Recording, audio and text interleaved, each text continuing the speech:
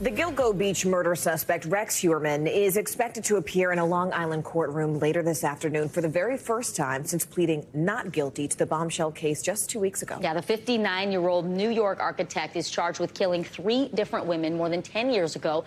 He's also the lead suspect in the murder of a 4th woman. NBC News correspondent Ron Allen is outside the courthouse in Riverhead, New York, with the very latest for us this afternoon. So, Ron, what exactly should we expect at today's hearing? Will he speak?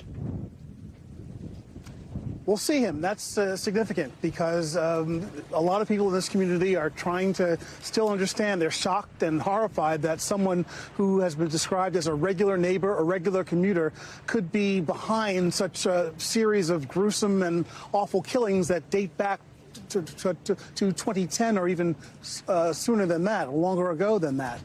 So there's that. He's already been arraigned and formally charged with 6 counts of first and second degree murder. He's pleaded not guilty. He has been denied bail.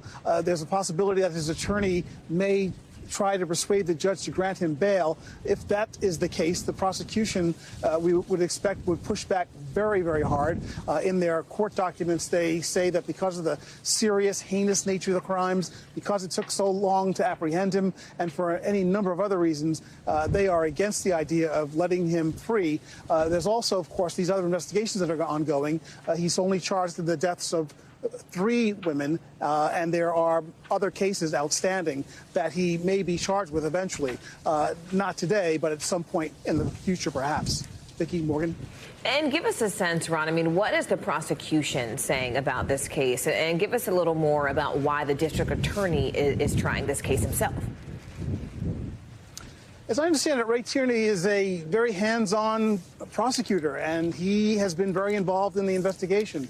The prosecutors here in Suffolk County have laid out a very detailed case that they think is especially strong. A lot of evidence is based on cell phone records and cell phone tracking of the suspect's movements, of these burner phones that he had, of the victim's phones. And again, there's a trail of evidence like that. There's also DNA evidence that connects him to the crime scene, him to the victims, his wife to the crime scene, because some matter of DNA from her was found at the scene. She's not involved in the case, of course, but again, it connects them. So they're saying that the prosecutors are that this is a very, very strong case, and they intend to get a conviction. And again, there's every possibility that there may be more charges added in the days and weeks ahead.